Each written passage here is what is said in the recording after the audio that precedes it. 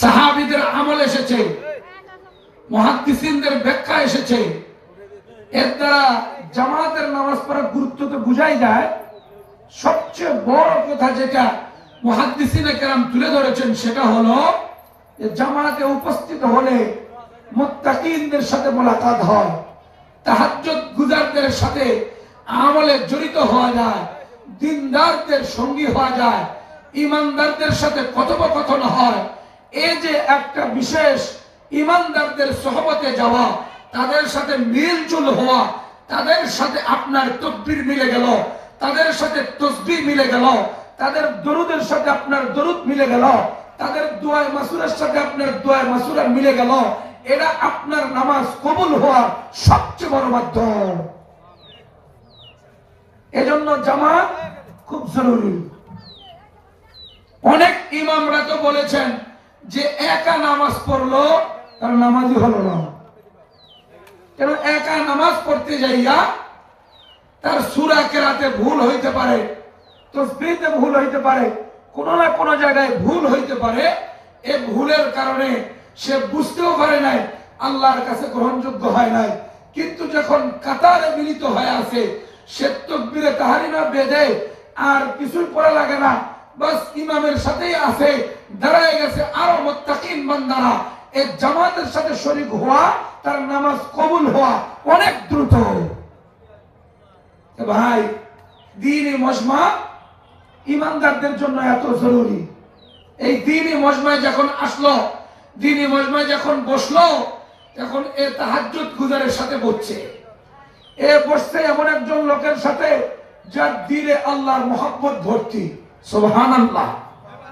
এমন একজন লোকের সাথে বসেছে যে লোক দ্বীনকে পরোয়া করে না, দুনিয়ার কোনো কাজকে পরোয়া করে না। সে একমাত্র আল্লাহর জন্য নিজের জীবনকে বিসর্জন দিয়েছে, পুরা লাইফটাই তার আল্লাহর জন্য অক্ষ করেছে, দ্বীনের জন্য অক্ষ করেছে। এমন একজন লোকের সাথে বসেছে, সেই লোকের থেকে তাকওয়ার বাতাস আসবে। কথা কোন ঠিক না বেটি? এটাই বাস্তবতা। তাকওয়ার বাতাস অন্তর থেকে অন্তরে আল্লাহর নূর স্থানান্তরিত হবে। সেই দ্বীনি মজমা ইমানদার যখন নিজেকে আটকায় দেয়, ইমানদার যখন দ্বীনি মজমায় নিজেকে এসে বসায় দেয়, তখন ওই ইমানদারের থেকে নূর পায়, ওই সহবত থেকে সহবত ইয়াফতা হয়। সত্যবাদীর গুণ তার কাছে আসে, তার কাছে হক্কানিয়তের গুণ আসে, তার কাছে নামাজি গুণ আসে, তাহাজ্জুদের গুণ আসে, ঈমানের পাওয়ার গুলো তার কাছে আসতে থাকে। এই ব্যক্তি মজলিস ত্যাগ করার আগেই আল্লাহর ফেরেশতা ঘোষণা দেয়, ফাগফুরাল লাকুম কদ বাদদালতু সাইয়্যাতিকুম হাসানাত, তোমাদের মাফ করে দেওয়া হয়েছে, তোমাদের গুনাহগুলোকে সওয়াব দ্বারা পাল্টাই দেওয়া হয়েছে। সুবহানাল্লাহ। এটা ঘোষণা হয়, এটা আওয়াজ দিয়ে দেওয়া হয়। এই ঘোষণা আসে আসমানের তরফ থেকে, এই ঘোষণা আসে আল্লাহর পক্ষ থেকে। এজন্য দ্বীনি মজমা যত বেশি হবে তত ইমানদারদের জন্য উপকার। আমি একজন ভালো লোকের কাছ থেকে সহবত পাইলাম, ভালো একটা লোকের কাছে যাইয়া আমি নূর নিয়ে আসলাম। দেখেন, যে জায়গায় পাতিল রাখা আছে, রান্নাঘর, শহরের কিচেন, যেখানে পাতিল রাখছে, তো যে পাতিলে কালি আছে, ওই কালিওয়ালা পাতিল ওখানে থাকার কারণে ভালো পাতিল গুলোতেও কালি লেগে যায়।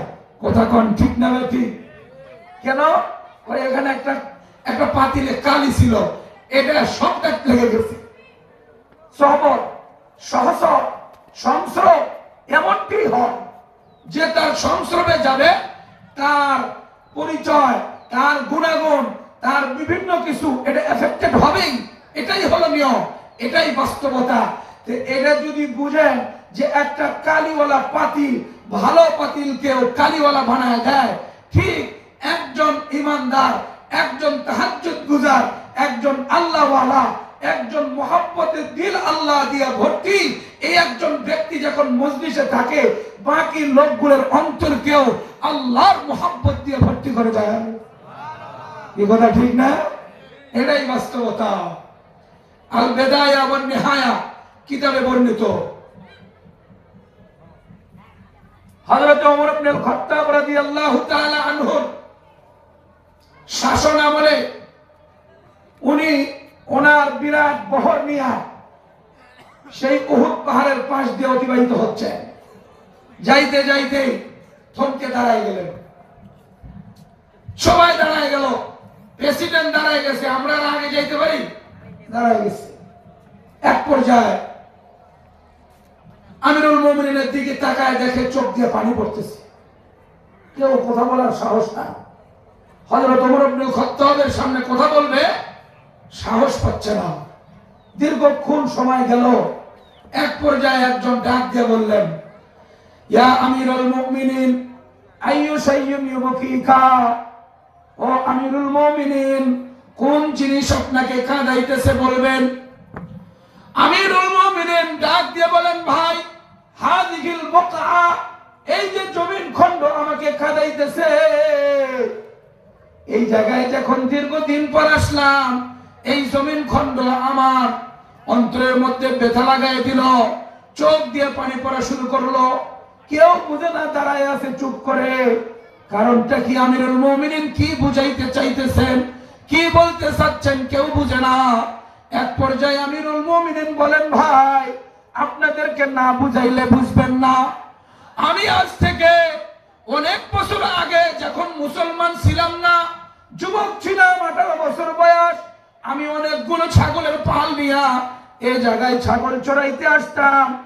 একদিনের কাহিনী, অনেকগুলো ছাগলগুলোকে নিয়া আমি যখন বাড়ির দিকে রওনা করছি, 3-4টা ছাগল আর ঘুরাইতে পারি নাই। পাহাড়ের একদিক থেকে আর এক দিক, উত্তর থেকে দক্ষিণ, দক্ষিণ থেকে উত্তরে শুধু ঘুরতে থাকে, তাকে আর ফিরাইতে পারি না। আমি যখন বাড়িতে চলে গেলাম, আমার পিতা খাত্তাব বড় চৌকান্ন ছিল, ছাগলগুলো গুনে গুনে দেখলো যে 3-4টে ছাগল আসে নাই। আমাকে বলে, তুমি যুবক হইছ, বিয়ে করার উপযুক্ত সময়, তুমি সংসার চালাবা কেমনে? তুমি তো ছাগল নিয়ন্ত্রণ করতে পারো না। ও বন্ধু, চোখের পানি ফেলায়া হযরত ওমর ইবনে খাত্তাব ডাক দিয়ে বলেন, ভাই আজকে আমি কোরআনের সহবতে যাওয়ার কারণে, নবীর সহবতে যাওয়ার কারণে আজকে শুধু মানুষ নয়, সারা পৃথিবীর মাখলুক পর্যন্ত আমার কথা শুনতে বাধ্য। এটা আর কিছু নয়, এটা কোরআনের সহবত, এটা হলো নবীজির সহবত, আর কিছু নয়। কোরআনের কাছে যাওয়ার কারণে, নবীর সহবত পাওয়ার কারণে আজকে নবীজিকে যখন অনুসরণ করেছি, কোরআনকে যখন অনুসরণ করেছি, আজকে শুধু মানুষ নয়, শ্রীগাল পর্যন্ত, বাঘ পর্যন্ত, রয়্যাল বেঙ্গল টাইগার পর্যন্ত ওমর ইবনে খাত্তাবের কথা শুনতে বাধ্য। আল্লাহু আকবার। এটা হলো সহবত। সহবতের কারণে এমনটি হয়। তো আপনাদেরকে আমি মোবারকবাদ জানাই যে আমাদের প্রধান মেহমান, প্রধান অতিথি, আমাদের দিনাজপুরের অনেক বড় সুনাম ধন্য আলেমে দ্বীন, দাওরা হাদিস মাদ্রাসার একজন মুহতামিম মাওলানা জুবায়ের সাঈদ দামাত বারকাতুহুল আলিয়া, উনিও আসছেন, আমাদেরকে জরুরি কথা শোনাবেন। আমরা এই মজলিসে মনোযোগী হয়ে বসবো ইনশাআল্লাহ। একটু হাত উঠান, নারায়ে তাকবীর। মন খারাপ? এত আমার ছোট কেন? আওয়াজ এত ছোট কেন ভাই? মন খারাপ? জোরে বলতে হবে, নারায়ে তাকবীর, নারায়ে তাকবীর। কোরআন সুন্নাহর আলো।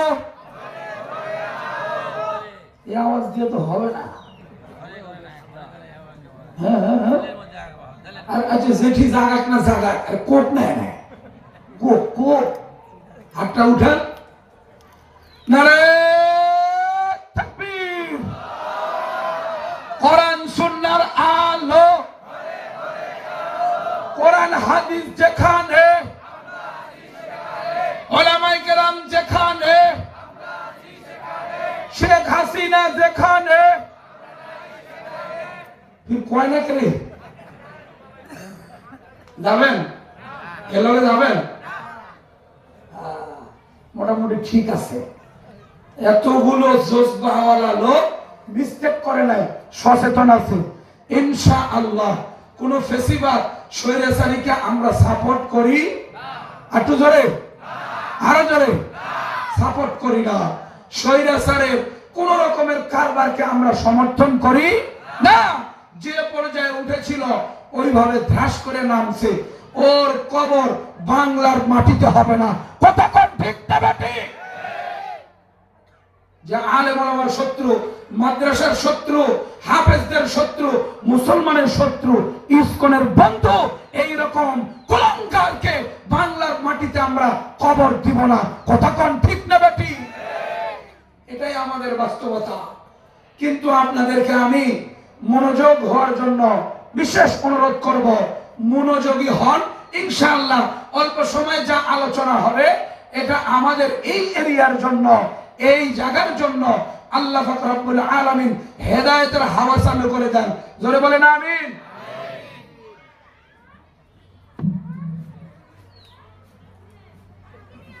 সম্মানিত সুধী, মাহফিল সাফল্যমণ্ডিত হোক এটা আমরা প্রত্যেকেই চাই, কিন্তু কাজটা করি না।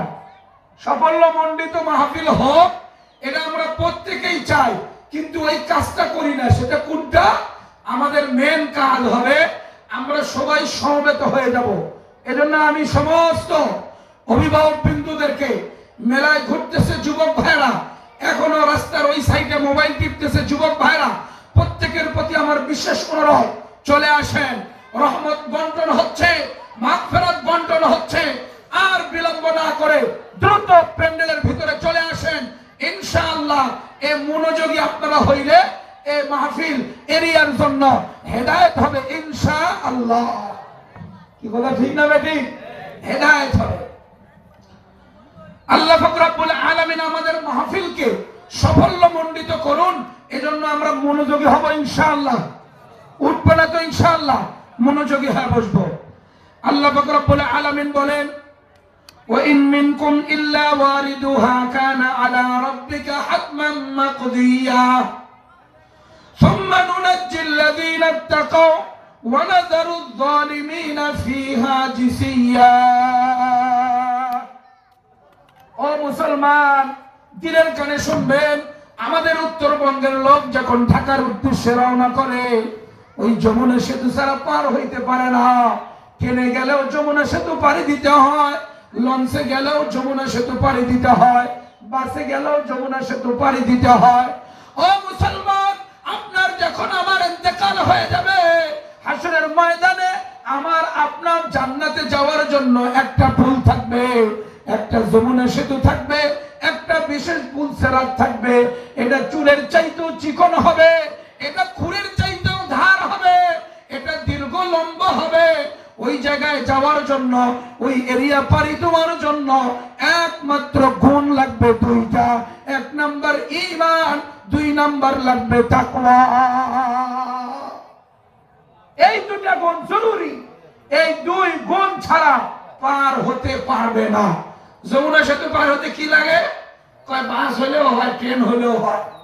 আমরা চলে যাই, ট্রেনে উঠলেও চলে যাই, পার আমরা বাসে থাকলেও চলে যাই, কিন্তু কাউকে হেঁটে যেতে দেয় না। কি বলে ঠিক না ঠিক? কোন লোককে হেঁটে যেতে দেবো? কেউ সাইকেল নিয়ে যেতে পারবো? পারবো না। এটা পাড়ি দেওয়ার সুযোগ নাই। ঠিক আমাদের গন্তব্যস্থল জান্নাত। আমরা জান্নাত থেকে এসেছিলাম, আবার জান্নাতে বাপের বাড়ি, ওই জায়গায় যাব আমরা। জান্নাতে যাওয়ার জন্য আপনাকে একটা ফুলসেরাত পাড়ি দিতে হবে। বিশাল বড় একটা সাগরের বিশাল ব্রিজ আপনাকে পাড়ি দিতে হবে। ওই ব্রিজে পাড়ি দেওয়ার জন্য গুণ লাগবে দুইটা। বলেন কয়টা গুণ? আরো জোরে, আরো জোরে। দুইটা গুণ লাগবে। একটা গুণ হলো ঈমান, আর একটা গুণ হলো তাকওয়া। এই দুই গুণের কারণে বিজলির মতো চমক দিবে আর ফুলসেরাত পার হয়ে জান্নাতে চলে যাবে।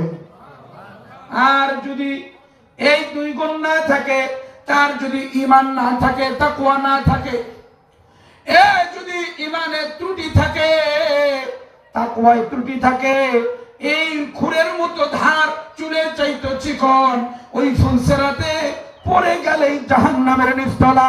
নাউযুবিল্লাহ, পড়ে গেলে সে জাহান্নামের নিচতলায় চলে যাবে। এজন্য বন্ধু, আপনাদের কাছে বিশেষ অনুরোধ লাগে, আমাদের ঈমান আর তাকওয়া পরিপূর্ণ করা জরুরি। এই দুই বিষয়কে আমাদের সাজানো গোছানো খুব জরুরি। আর এই দুই গুণের উপরে আপনি অটল হইলে আপনার দুনিয়া না আসুক, চেয়ার না আসুক, পাওয়ার না আসুক, ক্ষমতা না আসুক, কোন আফসোস নাই, আপনি আল্লাহর সন্তুষ্টি পেয়ে গেলেন। আল্লাহু আকবার, আল্লাহর সন্তুষ্টি পেয়ে গেলেন। নিশ্চিত আল্লাহর রেজামন্দি আপনার এসে গেল। যার ব্যাপারে আল্লাহর রেজামন্দির ফয়সালা হবে, আল্লাহর সন্তুষ্টির ফয়সালা হবে, এই ব্যক্তি চূড়ান্ত সফলতায় পৌঁছে গেল। আল্লাহু আকবার। এজন্য ভাই, আপনাদের কাছে অনুরোধ যে আপনি ঈমান ঠিক করেন, ঈমান ঠিক করেন, ঈমান মজবুত করেন।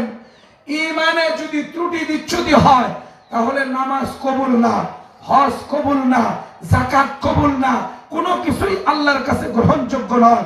যদি ঈমানে ত্রুটি হয়, ঈমান যদি ঠিক থাকে তাহলে সবটাই কবুল। এই কথাই তো আমরা বুঝি না। এই কথা বুঝাইতে গেলে এখন লোকগুলো অনেক সময় বলে, কয় হুজুর ফির নতুন হাদিস কোনটি পাইলো? কি কথা ঠিক না বেটি? নতুন হাদিস পাইলো কোনটি হুজুর? নতুন হাদিস না, আপনার ঈমান ঠিক তো সবগুলো ঠিক। কারো যদি ঈমান ঠিক না থাকে তাহলে সবই বরবাদ। কারো যদি এমন বিশ্বাস থাকে যে আমার আল্লাহ যেমন রিজিক দেয়, আমার আল্লাহ যেমন সব ক্ষমতার অধিকারী, আমার আল্লাহ যেমন সারা পৃথিবীর নিয়ন্ত্রণকারী, ঠিক আমার পীর সাহেবও আমার ব্যাপারে ভালো মন্দ আমাকে করে দিতে পারে, এমন ক্ষমতা তারও আছে। যদি একটু বিশ্বাস করে, এ ব্যক্তির ঈমান ঠিক নাই।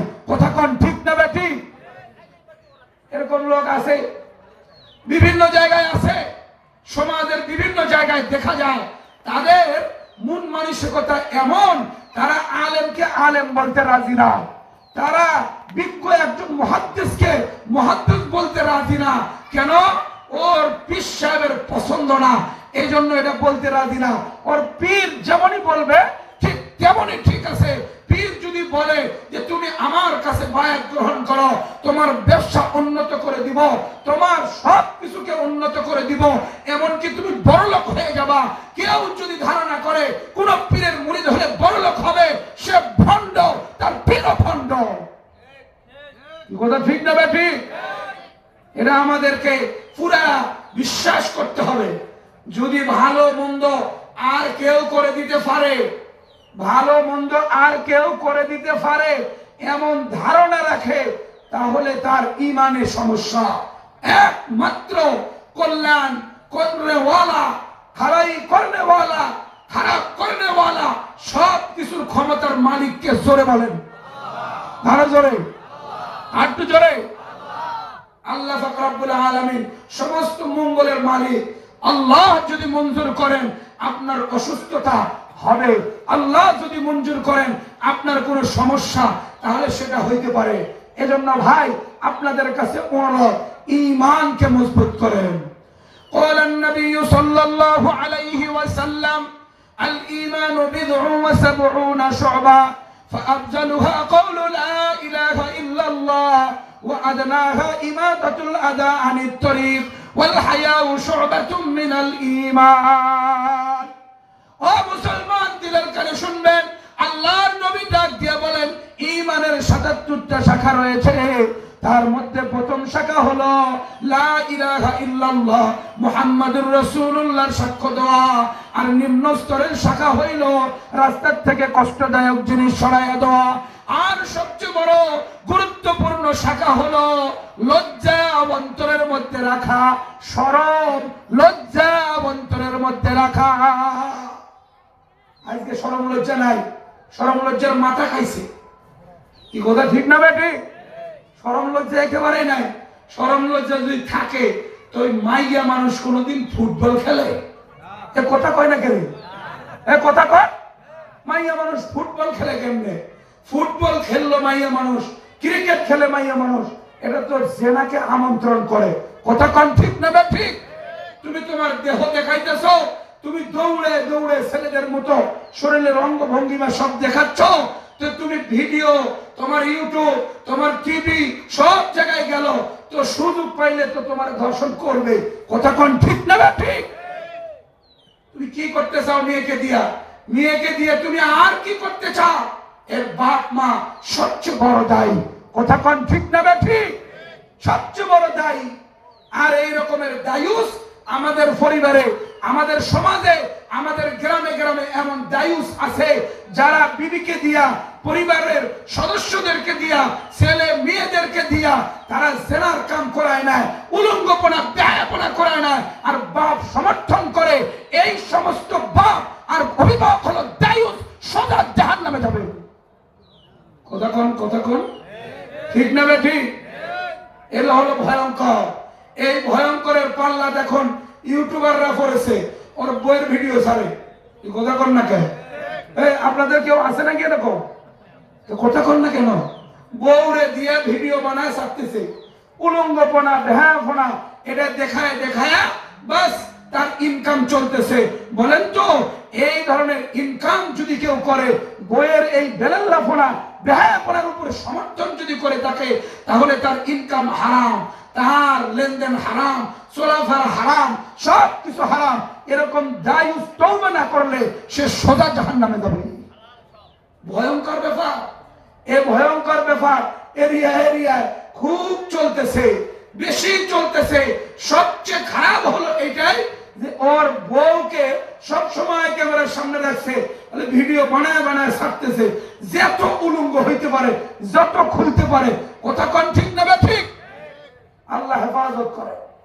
আল্লাহ তাআলা এগুলোর থেকে আমাদেরকে দূরে সরায় রাখেন। লজ্জা একেবারেই নাই। এই হাদিসের তর্জমাটা একটু ভালো করে আপনাদেরকে শোনাই, ভালো করে বুঝবেন। ঈমানের কতগুলো শাখা? ৭৭টা শাখা। নবীজি প্রথমটা বলেছেন, নিচেরটা বলেছেন। একদম উপরেরটা, একদম নিচেরটা। উপরেরটা কি? লা ইলাহা ইল্লাল্লাহ মুহাম্মাদুর রাসূলুল্লাহ, এই সাক্ষ্য প্রদান করা। আর একদম নিম্নটা কোনটা? কয় রাস্তায় কষ্টদায়ক জিনিস থাকলে সেটা সরায় দেওয়া। মানে কোন রাস্তায় মানুষকে চলাফেরা করতে বাধা দেয় না, মানুষের রাস্তায় কোনো কষ্ট, কোনো প্রতিবন্ধক জিনিস রাখে না, রাস্তা ক্লিয়ার করে দেয়। এটা হলো ঈমানের নিম্নমানের শাখা। যদি কেউ রাস্তায় মানুষের চলাফেরায় প্রতিবন্ধক সৃষ্টি করে, মানুষের চলতে অসুবিধা হয়, গাছ ফালায় দেয়, খেয়ার শুকায়, আরো অন্যান্য ধান উঠায়, যা কিছু করে, এগুলো হলো ঈমান বিরোধী। কথা কোন ঠিক না ঠিক? ওই গ্রামের রাস্তাগুলায় দেখা যায় খেয়ার শুকাইতেছে, মিয়া মোটরসাইকেল, আমার তেলটা বেশি গেল না। কথা ঠিক না ঠিক? এই রাস্তায় মানুষকে কষ্ট দেওয়া, মানুষ যাবে আর বলবে, আরে লোক রে এই এলাকার সব খেয়ারগুলো তামাল্লা নিয়ে এসে রেটে ফেলাইছে। কথা ঠিক না ঠিক? এটা সবচেয়ে বড় মুশকিল ব্যাপার। ঈমান বিধ্বংসী আমল, ঈমান নষ্ট হয়ে যাবে। রাস্তার মধ্যে বাস রেখে দিছে, রাস্তার মধ্যে সবকিছু রাখছে, রাস্তাটা মনে হয় ওর বাপের কিরণ না। এই কথা ঠিক না ঠিক? এটা ঈমান আমল বিধ্বংসী কাজ। এই কাজ থেকে আমাদের বিরত থাকার দরকার। ঈমান আমল হেফাজত না করে মসজিদে যে ঘোষটায় ঘোষটায় কোপাল উঠাইছেন, আর আপনার খের ওই জায়গায় রেখে দিয়েছেন, আপনার বড় হুমকি, আপনার ঈমানের সমস্যা। কথা কোন ঠিক না ঠিক? আপনি 2 রাকাত নফল নামাজ না পড়তে পারেন, রাস্তায় খেয়ালে দিবেন না, রাস্তায় মানুষকে কষ্ট দিবেন না। কোন সময়ের জন্য মানুষের রাস্তায় এমন কিছু ফেলা রাখবেন না যেটার কারণে আপনার ব্যক্তিগত সুবিধা আর একজনের কষ্ট। এটা ঈমান বিধ্বংসী ব্যাপার। এখান থেকে আপনি নিজেকে নিজে সরায় রাখেন। এটা হলো ঈমানের শেষ কাজ, শেষ শাখা। এটাই বেটা আমল করে না, আর বাকিগুলোর কি খবর আছে? এই কথা ঠিক না বেটি? নবীজি গুরুত্বপূর্ণ কথা মাঝখান দিয়ে বলেন, ওয়াল হায়াউ শুবাতুম মিনাল ঈমান। ঈমানের গুরুত্বপূর্ণ শাখা হলো লজ্জা। যার লজ্জা নাই তার ঈমান নাই। এটা হলো গুরুত্বপূর্ণ কথা। ও পর্দার আড়ালে আমার মারা, ও আমার বোনরা, আপনাদেরকে লক্ষ্য করে বলি, আপনার যদি বেপরদা হয়ে চলতে লজ্জা না থাকে, তাহলে আপনার ঈমান নাই। আপনার ঢেকে থাকবেন, নিজেকে আপড়ি করে রাখবেন, নিজেকে বোরকার মধ্যে রাখবেন, এটাই হলো আপনার ইজ্জত। আপনি যদি বোরকা ছাড়া বের হন লজ্জায় ভেঙে পড়বেন, আপনার যদি অঙ্গ কেউ দেখে ফেলে লজ্জায় ভেঙে পড়বেন। এই লজ্জা হলো আপনার ঈমান। এই লজ্জার কারণেই একজন ব্যক্তি আল্লাহর জান্নাতে যাবে। ও মুসলমান ভাইরা আমার, নামাজ পড়ে না শরম লাগে না, সে সুন্নতি লেবাস পরে না শরম লাগে না, দাড়ি রাখে না, এই জন্য কোনো লজ্জা নাই। লজ্জা লাগছে ওর একটা জিনিস নিয়ে, ফুটবলের টিমে খেলা চলে, মুই সাদা দাও নাই। কথা ঠিক না বেঠি? কই ফুটবলের খেলা চলতেছে, সাদা দেয় নাই, এজন্য কি ওর লজ্জা? আরে ওর লজ্জা আছে, 80 টাকা কেজি আলু কিনে আমার তেমন টাকা শেষ। কথা কর, ওর টাকা তো সবই ফুরাই গেছে, ফুটবল খেলায় সাদা দিতে পারি নাই, এজন্য ওর লজ্জা লাগে। যেদিন ফুটবল খেলা ওই দিন সে বাড়ায় নাই, ঘর থেকে বের হয় নাই। কি খবর বেড়ায় নাই কেন? কয় আজকে সাদা দেয় নাই, লজ্জায় বের হয় নাই। নাউজুবিল্লাহ নাউজুবিল্লাহ। ওই লজ্জা আপনার হওয়ার দরকার ছিল যে মসজিদে আমি সহযোগিতা করতে পারি নাই, তাফসীরুল কোরআনে সহযোগিতা করতে পারি নাই, ইমানদারি কাজ, মুসলমানের কাজ, মুসলমানের কাজে আমি চাইতে পারি নাই, মানে আমার লজ্জা হওয়ার দরকার। আমি আল্লাহর সামনে মুখ দেখাবো কেমনে? কথা কোন ঠিক না বেটি? ইমান কোথায় গেল? ইমানের হিসাবটা গেল কোন দিক? এটাই আমরা বুঝে পাই না, এটাই বড় মুশকিল হয়ে দাঁড়াইছে। এজন্য ভাই আপনাদের কাছে অনুরোধ, ইমানের এই শাখাগুলো আপনি পরিপূর্ণ করেন। 3 দিনের চিল্লায় যান, আপনি যান না, 3 চিল্লে একবারে বের হন, ইমানের শাখাগুলো শিখে আসবেন। আপনি বের হন, এই কাজের জন্য বের হন যে ইমানের শাখাগুলোই শিখি। এজন্য কথাই স্পষ্ট, ইমানের ৭৭টা শাখা যার ভালো করে জানা আছে, ভালো করে মানা আছে, ইমান পরিপূর্ণ। ভালো করে জানা নাই, ভালো করে মানা নাই, পরিপূর্ণ বলার সুযোগ নাই। কথা কোন ঠিক না বেঠি? ক্লিয়ার কথা এটা। যদি পরিপূর্ণ জানা থাকে ৭৭টা শাখা, মানা থাকে, ইমান পরিপূর্ণ। জানাই নাই, মানব থেকে ইমান পরিপূর্ণ না। কথা কোন ঠিক না বেঠি? এই কথাটা বোঝার জন্য ভালো করে একটা উদাহরণ শুনুন। এই যে নবী করিম সাল্লাল্লাহু আলাইহি সাল্লাম শুরুটা বললেন আর লাস্টেরটা বললেন, কিন্তু মাঝখানে একটা উল্লেখ করেছেন যে উল্লেখযোগ্য শাখা ইমানের, সেটা হলো লজ্জা। আসলে লজ্জাটা হলোই মেন।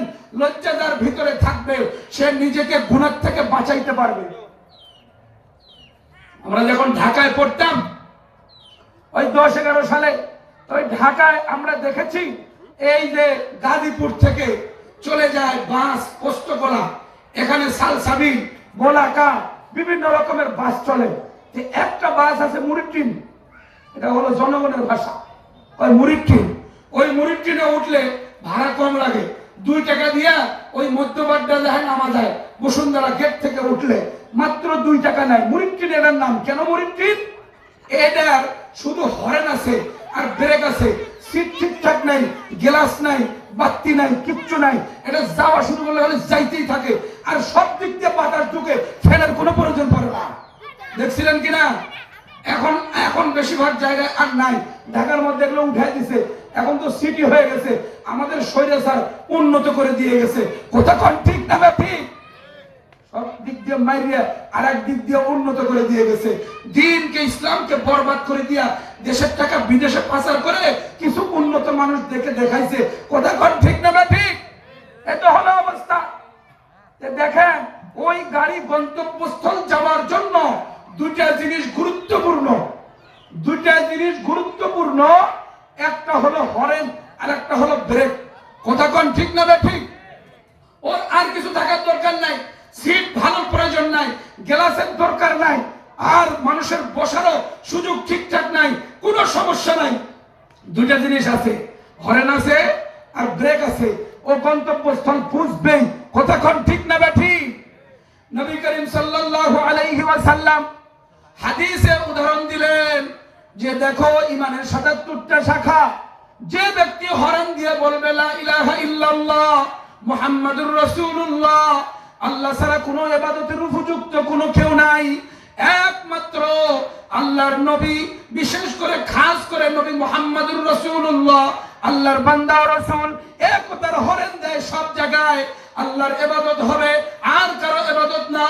রিজিক দান উনি, ক্ষমতা ওনার কাছে, ইজ্জত ওনার কাছে, মঙ্গল ওনার কাছে, ক্ষতি ওনার তরফ থেকেই হয়।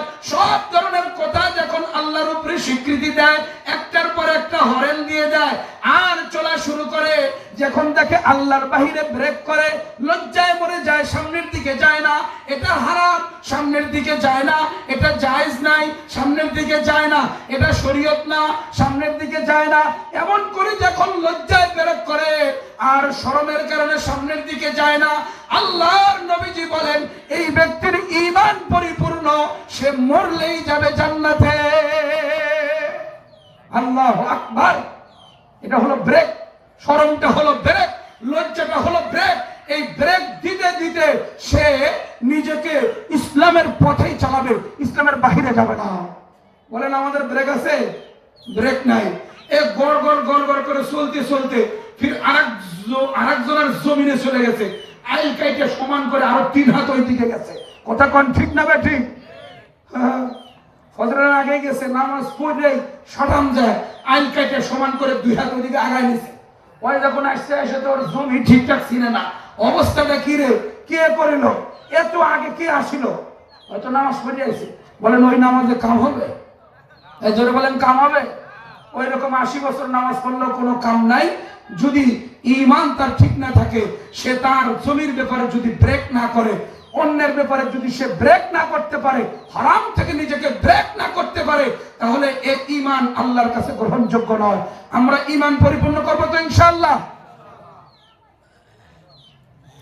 ঈমান যখন পরিপূর্ণ হবে তখন তাকওয়ার সিঁড়িতে উঠবে।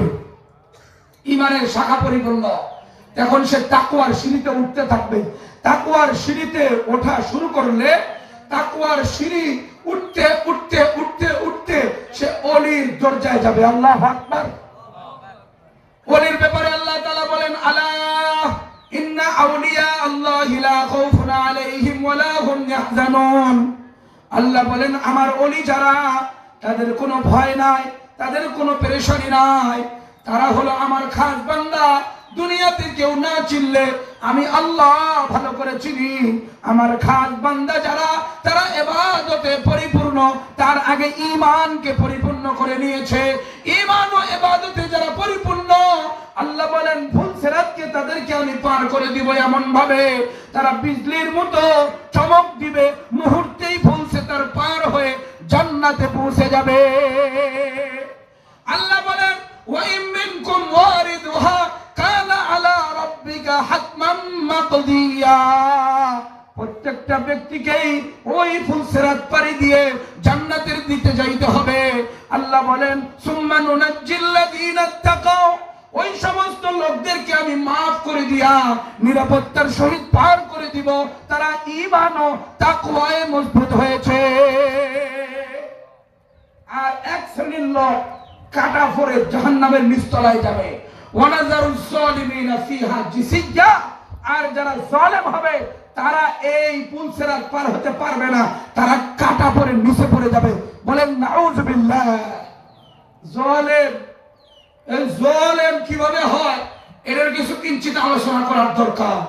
আজকে আমাদের দেশে জালেম দিয়ে ভর্তি হয়ে গেছে। কথা কোন ঠিক না বে ঠিক?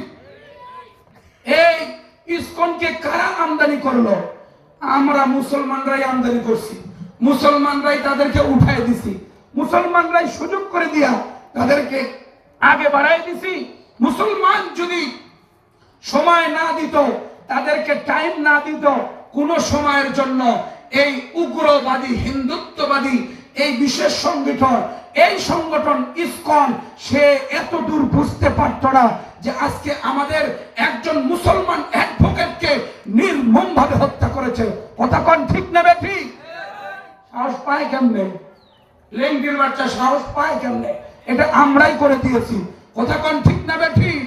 এই জালেম হাসরের ময়দানে ফুলসিরাত পাড়ি দিতে পারবে না, সে কাটা পড়ে জাহান্নামের নিচতলায় পড়ে যাবে। জালেমের ভয়াবহ পরিণতি। আমরা জালেম কিনা এটা আমাদের খোঁজ নেওয়ার দরকার।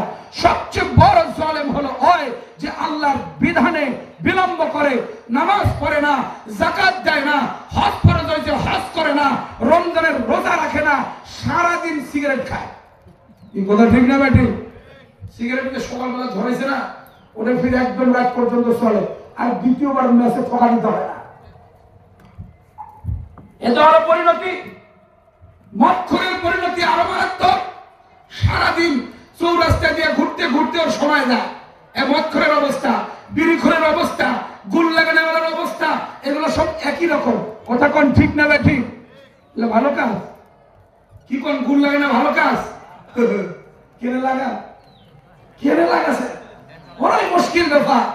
এই যে পরিস্থিতি, এদের জালেম, সবচেয়ে বড় জালেম সে নিজে নামাজের জন্য তৈরি নয়। সবচেয়ে বড় জালেম সে নিজে ইবাদতের উপর তৈরি নয়।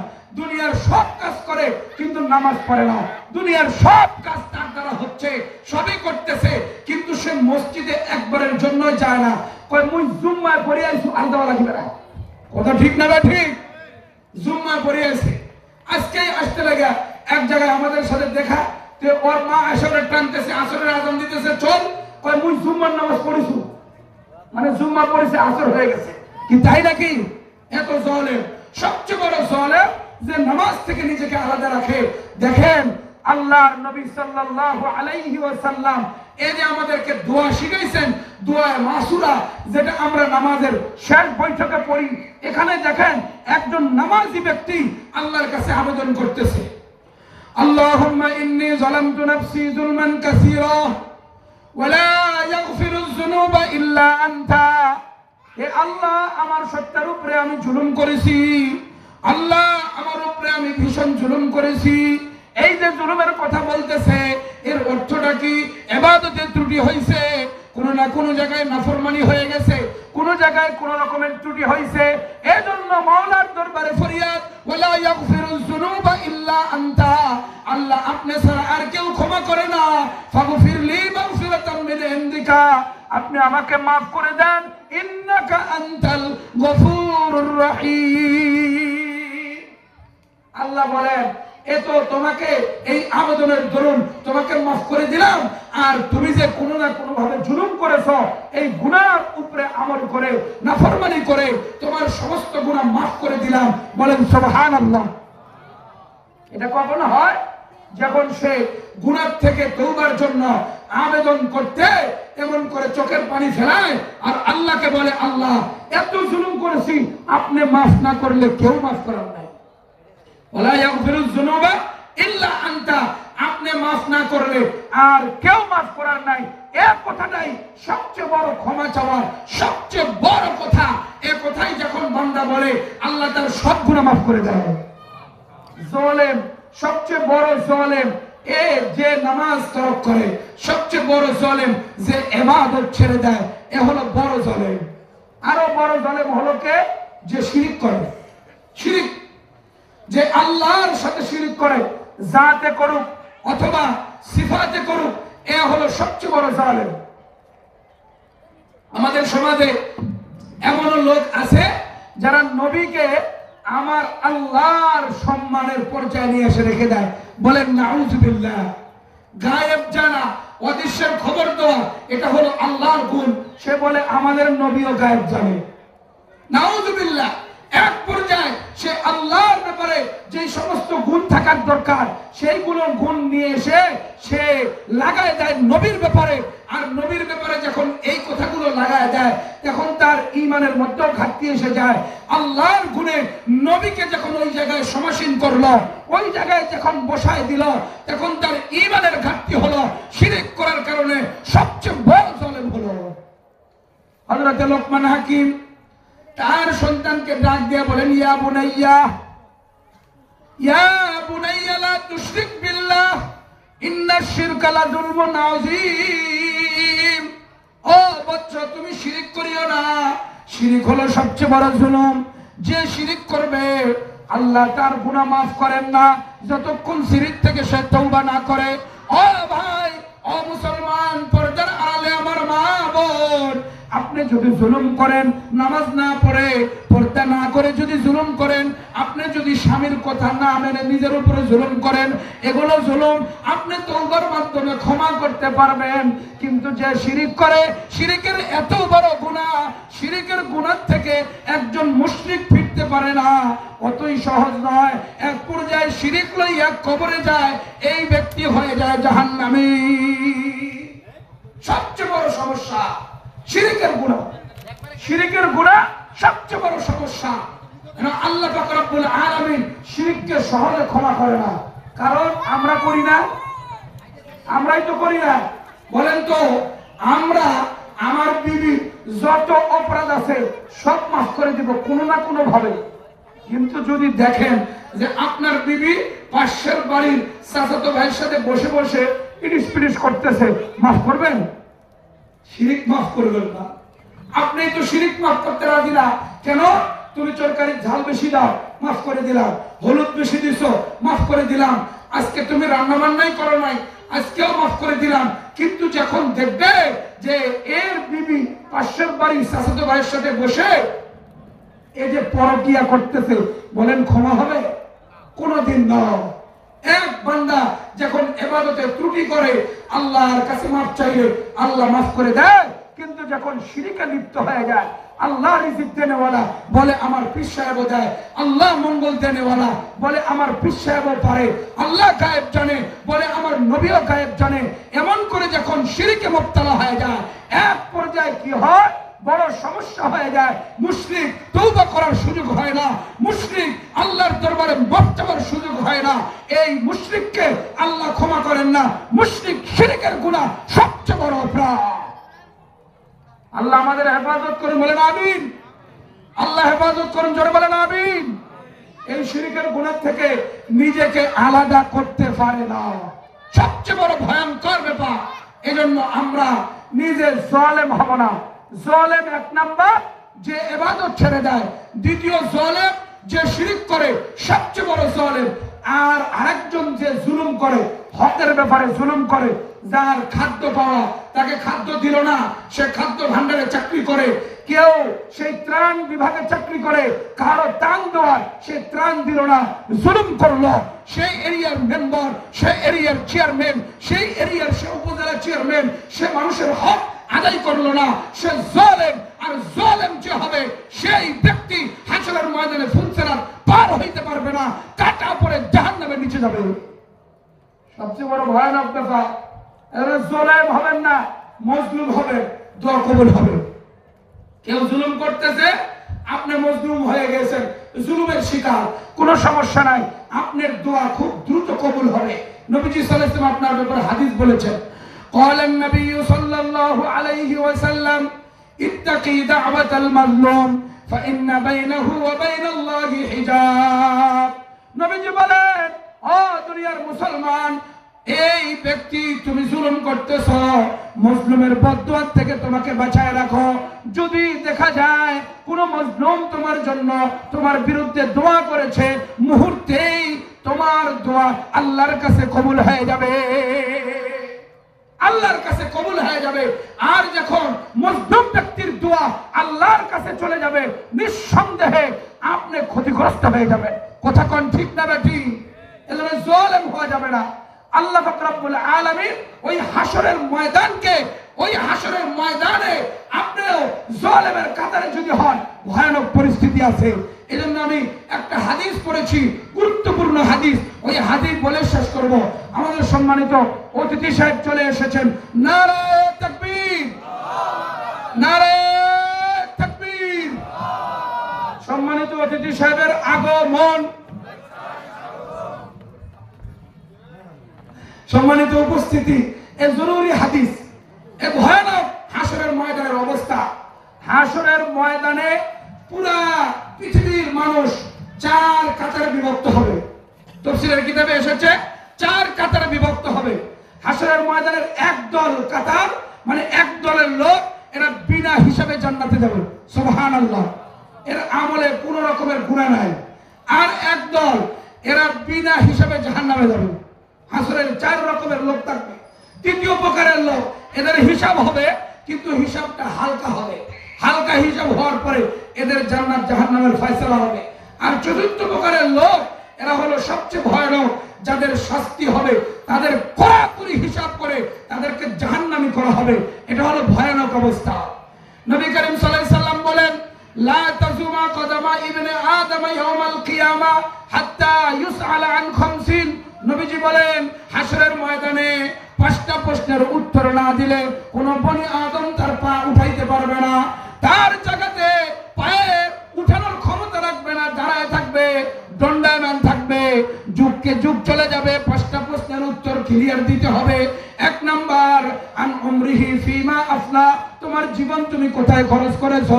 ওয়া আন শাবাবিহি ফিমা আবলা, তোমার যৌবনকে তুমি কোথায় খরচ করেছো, এটার হিসাব তোমাকে দিতে হবে। এরপরে মালের ব্যাপারে 2 রকমের হিসাব। ওয়া আন মালিহি ফি মিন আইনা ইকতাসাবাহু ওয়া ফিমা আনফাকাহু, তোমার মাল কোথা থেকে কামাই করলা, কোথায় তুমি ব্যয় করলা, তোমার ইনকামের সোর্স কি হালাল ছিল, ব্যয় করার সোর্স কি বৈধ ছিল। সবচেয়ে মারাত্মক ব্যাপারে মালের ব্যাপারে 2 রকমের প্রশ্ন। আমাদের ইনকাম হালাল হওয়া, ব্যয় করাও হালাল হওয়া। অনেক সময় আমাদের ব্যয় করা হালাল না, কথা কোন ঠিক না ঠিক? ব্যয় করাটা আমাদের হালাল না। আমরা খেলাগুলোতে চাঁদা দিই, এগুলো সব জুয়া, এগুলো হারাম, কথা কোন ঠিক না ঠিক? মাহফিলে যায় না, দিনই মাহফিল হয়, একটা মসজিদের কাজ চলতেছে, আটকায় গেছে, বাস আর কাম চলতেছে না, এর ডিসেল লাইনে ঠিকঠাক টাকা দেয়, কথা ঠিক না ঠিক? আর মসজিদের চাঁদা দেয় না। এ ভাই কথা বলেন না কেন? মসজিদের চাঁদা দেয় না, মসজিদের 4 মাস চাঁদা বাকি। নাউজুবিল্লাহ, কি মারাত্মক ব্যাপার! ডিসেল লাইনের চাঁদা বাকি নাই, ফুটবল খেলার চাঁদা বাকি নাই। আপনি কোথায় টাকা খরচ করেন, কোথায় দিতেছেন, এটা হাসরের ময়দানে আপনাকে কাপ করাই দাঁড়াইতে হবে। এজন্য আমাদের কামাইটাও বৈধ হইতে হবে, ব্যয় করাটাও বৈধ হইতে হবে। এজন্য আপনাদের কাছে উদাত্ত আহ্বান জানাবো যে আপনারা মালের ব্যাপারে সচেতন হন। এই মাল আপনার কাছে আমানত, আপনি যেভাবে সৎভাবে কামাবেন ওভাবে সৎভাবে ব্যয় করবেন। 5 নাম্বার, হাসরের ময়দানে প্রশ্ন হবে যে তুমি কি শিখেছিলে, কি আমল করেছিলে, তোমার এলেম অনুযায়ী আমল হয়েছিল কিনা। এলেম অনুযায়ী আমল করেনেওয়ালা ওলামায়ে কেরাম, কথা কোন ঠিক না ঠিক? এলেম অনুযায়ী আমল করেনেওয়ালা হক্কানি ওলামায়ে কেরাম, আপনাদেরকে আবার আমি অনুরোধ করব, আলেমদের সঙ্গী হন, আলেমদের বন্ধু হন, আলেমদের কাতারে চলেন, আপনি সহজেই জান্নাতি হইতে পারবেন, কথা কোন ঠিক না ঠিক? এটাই সহজ। আজকে আলেমরা নেতৃত্বের জন্য আগায় আসতেছে, আলেমরা সমাজের কাজের জন্য আগায় আসতেছে, তাদেরকে আপনারা যোগ্য হিসেবে মনে করেন তো? কথা বলেন, যোগ্য হিসেবে মনে করেন তো?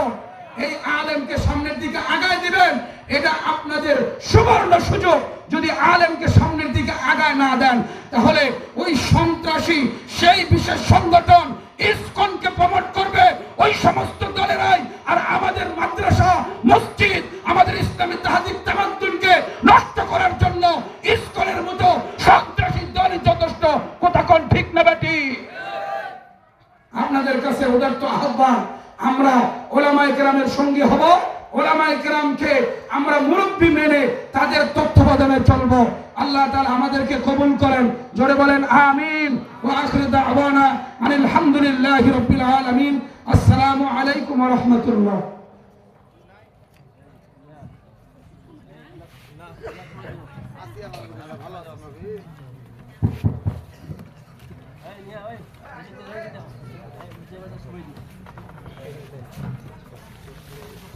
আলহামদুলিল্লাহ, অসংখ্য মুবারকবাদ হযরত মাওলানা আব্দুল রাকিব সাহেবকে, তিনার মূল্যবান বক্তব্য পেশ